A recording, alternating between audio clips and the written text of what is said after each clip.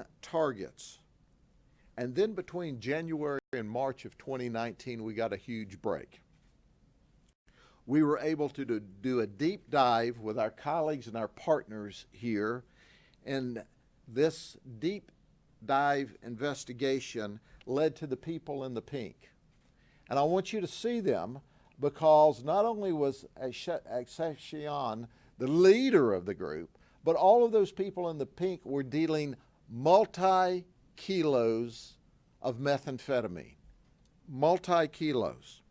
So we started this investigation and we identified another 30 people that were involved in the recent investigation. Now, we want to tell you that altogether we made 44 arrests. We seized 50 pounds of meth, street value $1.4 million, and we seized 4 firearms. I love it. I love it when people tell us this is low-level, nonviolent crime. They're just gun collectors, I guess. They just happen to have firearms, and one of them was armed when our detectives and our HIDTA task force members took him down. He had a gun in his pocket while he was dealing 2 kilos of meth. I love it when they tell us that this drug doesn't kill people. And it's killing hundreds of people a day. Hundreds of people a year in the state of Florida. And it's killing thousands and thousands and thousands of people across the United States every year. And they want to tell us this is a nonviolent, low-level, not serious drug. They're lying to the public. They're absolutely, unequivocally lying to the public. I digress, but let me go on. And 9 of these folks are in the country illegally. 9 of them. Oh yeah, that's right. I'm going to show you this photograph up close. Accession is in the country illegally. And I'm also going to talk about, and you'll see their pictures up here, Jose Chavez and Pablo Valdez. They're not only in the country illegally, they just got here 2 months ago. So they didn't waste any time coming here and dealing multi-kilos of methamphetamine. So when they tell you these folks are coming here for a better life, well, I'm certain there is a whole lot of them that are. These are coming here to destroy lives of people in the United States with their methamphetamine. And some of them, heck, just got here as little as 2 weeks ago. Last week, the Hillsborough Sheriff's Office did a press conference, and they called it Ice Cubes. Hillsborough Sheriff's Office did a fantastic job on that investigation. I'm very proud of my colleague, Sheriff Chronister, and his team. They're remarkable. The multi-kilos of meth that they made the arrest for last week came from these folks. Sheriff Chronister was asked last week, well, where did the meth come from? And he said, oh, I can't tell you at this time. And he couldn't because the investigation here was still ongoing. But Sheriff, thank you for your work. And at the end of the day, this is where the meth were coming from, these folks. So let me lay this out. Nicole Orr, our prosecutor, and boy, is she tough. She filed 85 felony charges and 50 misdemeanors on these folks along the way. I want to point this out, not that in case you haven't got the picture yet. These folks, these low-level, nonviolent drug dealers, according to Senator Brandis and others across the state, had a previous history of 329 felony charges and 142 misdemeanor charges. Did you hear me?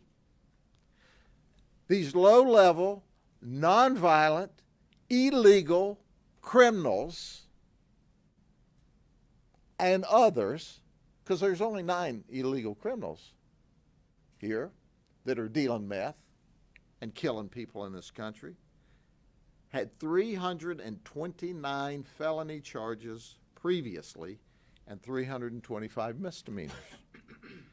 Now, collectively, they pled down to 94 felonies and 142 misdemeanors. Now, Senator Brandes thinks, on top of their plea deal that they got, that they ought to go down from 85% of the prison sentence to 65%. Come on, man. What are you doing? Who are you listening to? Who told you that was a good idea so we could release these folks early from prison so they can prey on people and deal kilos of meth and kill our children across the state and the nation? Oh, we used to have nebia holes. That meant people had to prove where their money came from so we'd know that it didn't come from ill-gotten gains in order to bond out of jail. Well, the courts rule that's illegal. We can't do nebia holes. So 2 of the people have bonded out. Even if they had a bondsman, they'd have to come up with $20,000, $30,000 cash. Huh. I wonder where they got that money from. Maybe dealing that stuff there, that low-level, nonviolent drug that kills hundreds of people in the state of Florida every year. So let's talk about Ascension Nahara. He's 45. He is known in the drug world as the King of Ice. He's from Davenport. He's the ringleader, the CEO of the operation. He deals multi-kilos, millions of dollars worth of drugs. I've told you he's here illegally, but that doesn't bother him. In 2004, he was arrested for trafficking in methamphetamine in Georgia. He was never deported. He has been arrested by the federal authorities 4 times and not deported. But he leaves and goes back to Mexico and comes back and they catch him again. You know that catch and release stuff at the border? So 4 different times he's left the country on his own, come back, caught again, left the country, come back, and he's still here dealing meth. Not only is he dealing meth, he's the CEO of a huge multi-million-dollar meth ring. He's got a family affair going on. George Lopez, who's his son-in-law, he's a multi-kilo dealer of meth. And Sierra Zorarte, she's the money runner and the daughter of Nahara. Are you ready for this? You know, there's some stuff, it's got to be true because you just can't make it up. Did I tell you that he's dealing millions of dollars of meth? Did I tell you that he has roosters? And he buries his cash in the backyard. And his roosters were scratching and pecking and digging up the money. Did I tell you that? His roosters are digging up the money that he's buried in the backyard. You want to know something else you can't believe? You ready for this? His kids are on WIC, federal assistance, and grandkids if he's got them, I guess. Multi-million-dollar drug dealer here illegally, roosters pecking up cash in the backyard, and they're getting federal assistance. You know, if that just doesn't rip the button off of your shirt, I don't know what does. There's George Lopez, the son-in-law. He just deals in multi-kilos. He had the handgun in his pants when we took him down on a 2-kilo deal. That's right. Our undercover detectives from these agencies risked their life to take him in custody because he had a handgun and was ready to use it. And there's Sierra. She's the daughter and the money person. She also deals ounces of meth. I don't know if she deals the ounces of meth before or after she goes to the WIC store. But anyway, she deals them. How about Mara Valenzuela? 11 pounds of meth in that cooler. And she brought that cooler with 11 pounds of meth from Tucson, Arizona on a Greyhound bus. Did you hear me? On a Greyhound bus. She said normally she flies. I don't know, maybe it was a time of year she wanted to see the scenery. But she brought 11 pounds of meth from Tucson. She has relatives in Plant City, and she brags that she's a member of the most dangerous drug cartel in the world, the Sinaloa. Now, you're having to listen to me. I'm from Polk County, Florida, trying to say these things, okay? And this cartel also deals in human trafficking, firearms, anything illegal where they can make money, and they're very dangerous folks. Oh, by the way, she brought her daughter and son to do the deal with us with the 11 pounds. Another family operation. Richard Walker, I can't leave him out. He's 66 years old. He's a bank robber. He did 20 years for robbing banks with a firearm, aggravated assault. He's a multi-pound purchaser and a multi-ounce seller in Polk County. By the way, we VOP'd him. He lives in Hollywood, but he comes up here to buy his dope and deals kind of with this little quadrant of people on the corner as ounce dealers. And then there's Antonio Valdez Mendoza. He is here illegally. He brought in 24 pounds of meth from California. He has a previous criminal history, and he's the one that actually provided the meth for the Hillsborough County case. Then there's Marcos Antonio Ascension. He's 36. He was arrested by the sheriff's office in 2017 for discharge of a firearm at a bar. He's here illegally. State attorney did a good job. He spent time, and they deported him. You think, whew, he's gone. It's not that easy. We got an outstanding warrant for him because he's now in Mexico directing the multi-kilo meth operation that's going on here. He's the one putting the connections together to get the drugs sent up here. We've got outstanding warrants for him.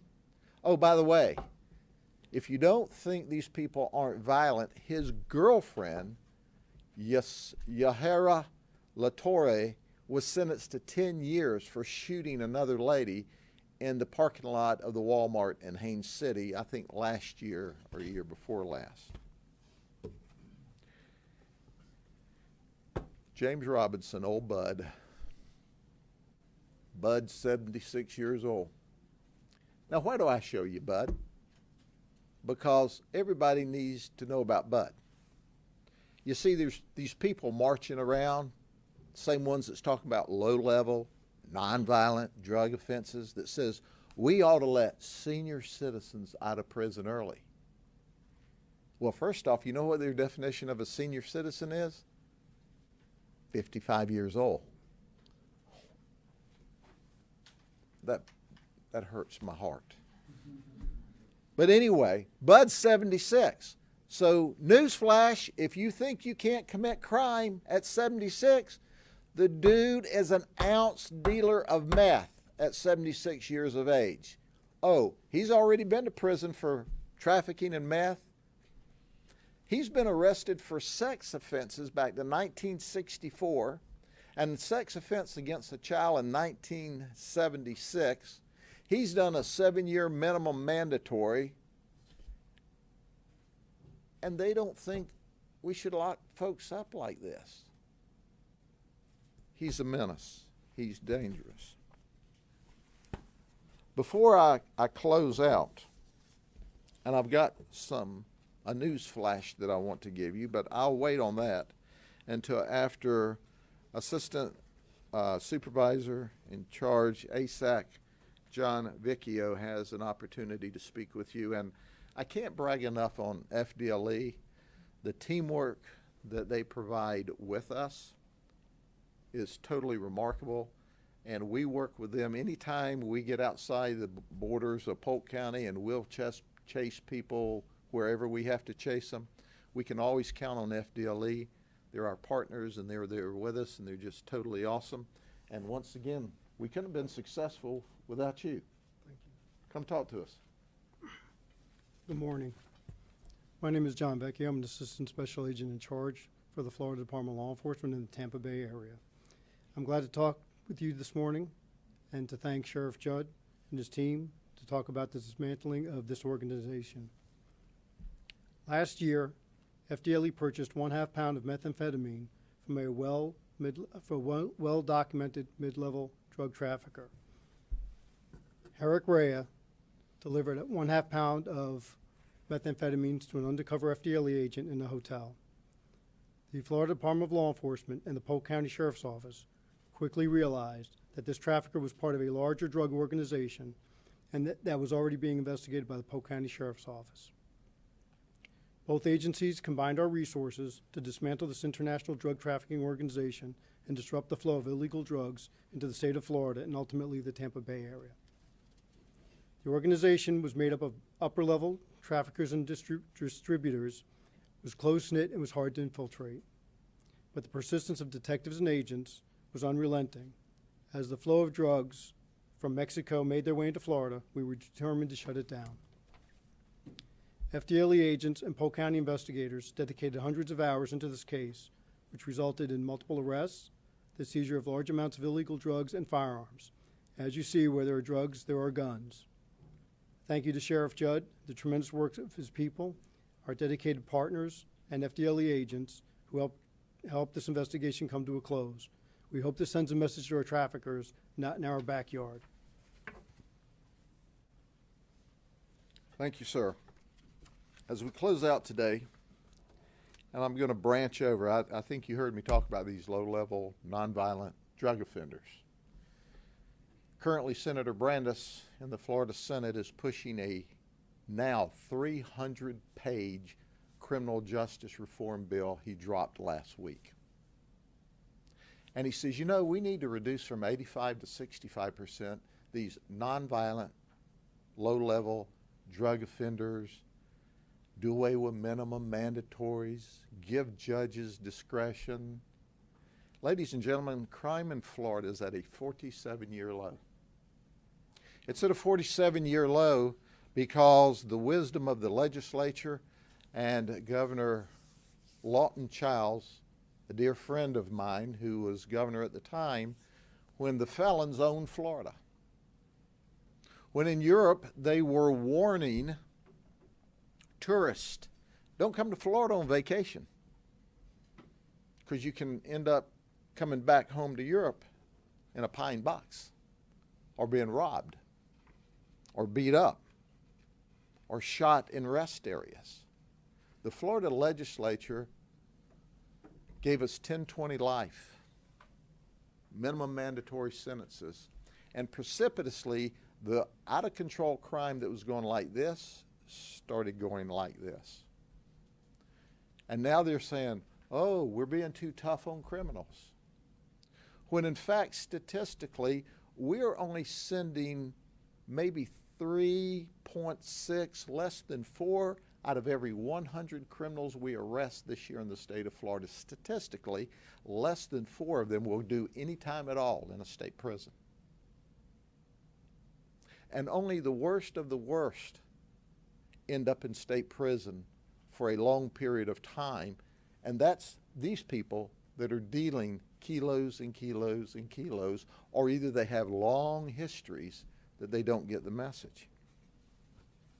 But still there are those that said, hey, it's a drug offense, and Senator Brandes has filed this bill, and it's going to do great because it's only going to affect reducing the sentence from 85 to 65 on low-level nonviolent offenses. I'm provided this data here. Here's what would receive a reduced sentence.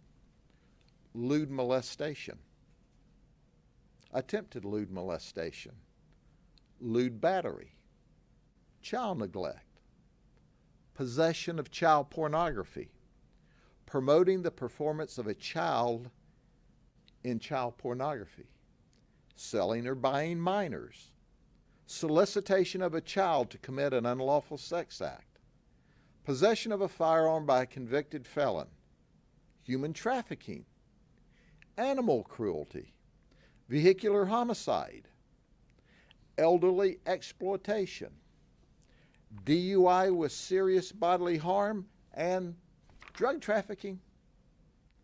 Does that sound like minor, nonviolent felonies to you? They're playing word games with the people of the state of Florida. I can tell you, this is only a partial list that we've been able to discern so far, because this 300-page bill is very complicated and it cross-references other statutes, and we're still going through it. We don't know all the dangerous stuff that's in this legislation. Well, heck, I guess Brandis talked to Nancy Pelosi. We'll vote for it and pass it, and then we'll figure out what's in it later on. Folks, what I'm telling you is the intent of the people of Florida is to make sure that we give opportunities to people that go to prison so that they're trained and they have skills. And I'm all for, and the Florida sheriffs and the chiefs, the prosecutors, we're for appropriately measured criminal justice reform, because you should always do your very best to improve the system you have, but not tear the legs and the foundation out that got us to this 47-year low crime rate. It didn't just happen. People didn't just wake up and say, gosh, I think I'll start obeying the law. We had very, very tough sentencing for very, very bad people. And these folks, a lot of them have already been in and done minimum mandatories and done prison stretches. And they're back.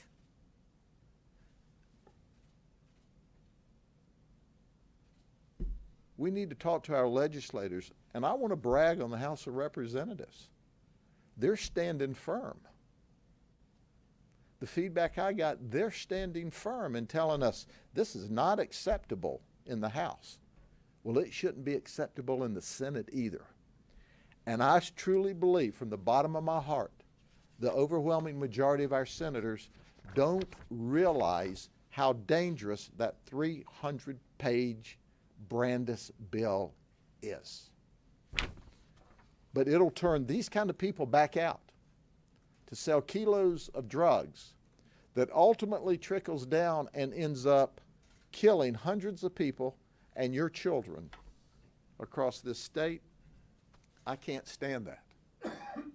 Do I want to help those that are addicted to drugs? Absolutely, unequivocally, yes. Do we want to help break this cycle? Yes. But you can't turn the drug traffickers loose. You can't turn the child pornographers loose. You can't allow people early release for solicitation of a child for an unlawful sex act, or human trafficking, or animal cruelty. Anyway, I'm not out of energy, but I am out of breath. Do y'all have any questions?